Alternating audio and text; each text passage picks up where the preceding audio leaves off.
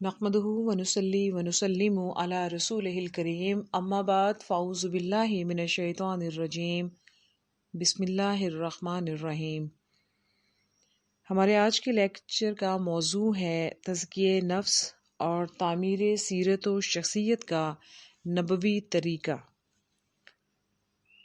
یعنی وہ کون سا طریقہ ہے جس سے نفس کو پاک کیا جا سکتا ہے اور شخصیت اور سیرت کی تعمیر کا نبوی طریقہ جو رسول رحمت صلی اللہ علیہ وآلہ وسلم نے ہمیں سکھایا ہے، بتایا ہے، وہ کون سا طریقہ ہے۔ سب سے پہلے یہ جاننے کی ضرورت ہے کہ تزکیہ نفس کا مطلب کیا ہے، معنی کیا ہے۔ تزکیہ کا لفظی معنی ہے سنوارنا، پاک صاف کرنا، پروان چڑھانا اور نشو نما کرنا۔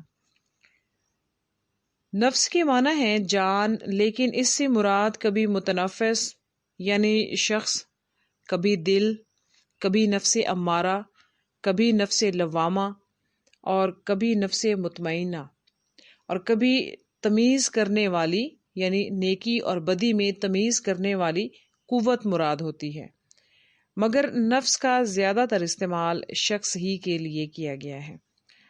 تزکیہ نفس کا اصطلاحی مفہوم یہ ہوا کہ تزکیہ نفس سے مراد نفس کو غلط رجحانات و میلانات سے موڑ کر نیکی اور خدا ترسی کے راستے پر ڈال دینا اور اس کو درجہ کمال تک پہنچنے کے قابل بنانا ہے۔ تزکیہ کا یہ اصطلاحی مفہوم خود قرآن مجید نے اس طرح سے سورہ شمس کی آیت نمبر 7 تا 10 میں دیا ہے، اور نفس انسانی اور اس ذات کی قسم جس نے اسے ہموار کیا، پھر اس کی بدی اور اس کی نیکی اس پر الہام کر دی۔ یقیناً کامیاب ہوا وہ شخص جس نے تزکیہ نفس کیا، اور ناکام ہوا وہ جس نے اسے آلودہ کیا۔ احساس ذمہ داری۔ حضور صلی اللہ علیہ وآلہ وسلم نے اپنے تربیتی پروگرام میں فرد کو اس امر کا احساس دلایا ہے کہ وہ اپنے اعمال کا تنہا ذمہ دار ہے۔ جو سزا اسے ملنی ہے اسے کوئی دوسرا نہیں بھگتے گا۔ اس احساس کے ساتھ ہی انسان اپنی اصلاح کی طرف مائل ہو جاتا ہے۔ انسان کی ذمہ دارانہ حیثیت کو قرآن مجید نے اس طرح بیان کیا ہے کہ اور جو کوئی برا فعل کرتا ہے تو اس کا نقصان اسی کو ہوتا ہے، اور کوئی شخص کسی کے گناہ کا بوجھ نہیں اٹھائے گا۔ سورۃ الانعام آیت نمبر 164 میں رسول رحمت صلی اللہ علیہ وآلہ وسلم نے تربیت کے لیے اللہ تعالیٰ کے ساتھ انسان کے شعوری تعلق کو بنیاد بنایا ہے۔ اس امر کا اہتمام کیا گیا کہ تعلق باللہ انسان کے شعور و لاشعور کا حصہ بن جائے۔ حضور صلی اللہ علیہ وآلہ وسلم نے بچے کے کان میں اذان کہنے کا طریقہ اختیار فرمایا۔ محبت الہی، آپ صلی اللہ علیہ وآلہ وسلم نے انسانوں کو ایسی تربیت مہیا کی ہے کہ انسان ہر لمحہ اپنے رب سے خاص تعلق رکھتا ہے، اور اس میں محبت رب کی صفات پیدا ہوتی ہیں۔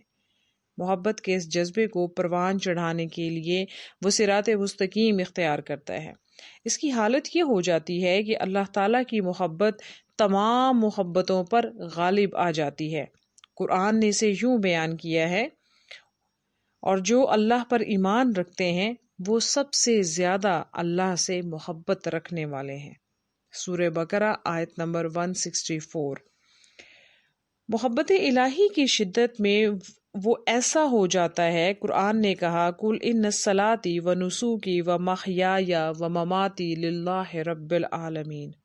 آپ صلی اللہ علیہ وآلہ وسلم فرما دیجئے کہ میری نماز، میری قربانی، میرا جینا اور میرا مرنا اللہ رب العالمین کے لیے ہے۔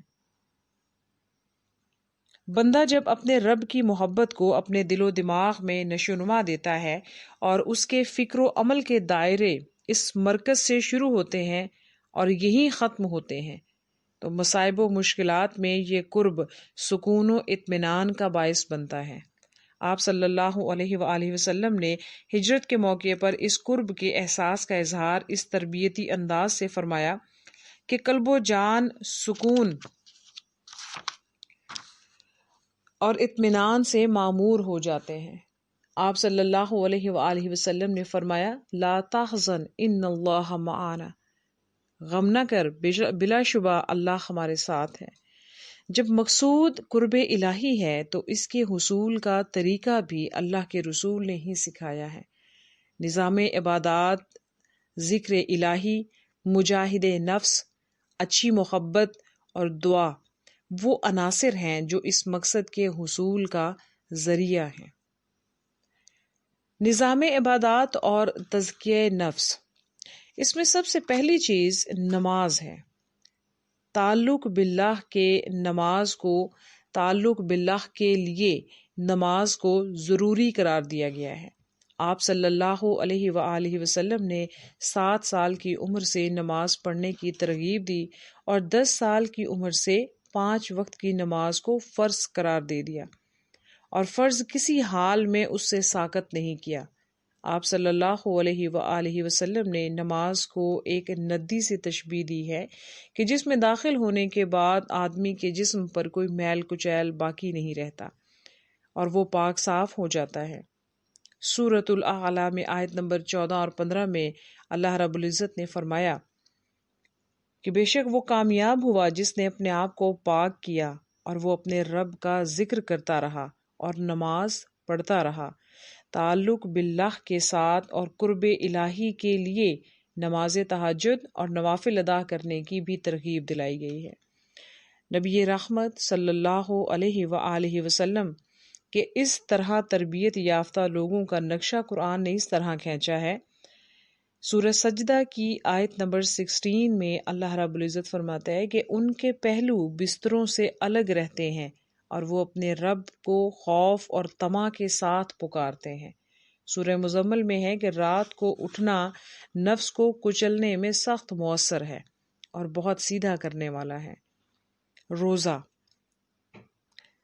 حضور سید العالمین نبی رحمت صلی اللہ علیہ وآلہ وسلم کا فرمان ہے روزہ ڈھال ہے، یعنی روزہ شیطان کے وار کو روکنے کے لیے ڈھال کی حیثیت رکھتا ہے اور اس سے انسان گناہوں سے بچ کر نیکی کے راستے پر گامزن رہتا ہے۔ بھوک اور جنسی خواہش کو روزہ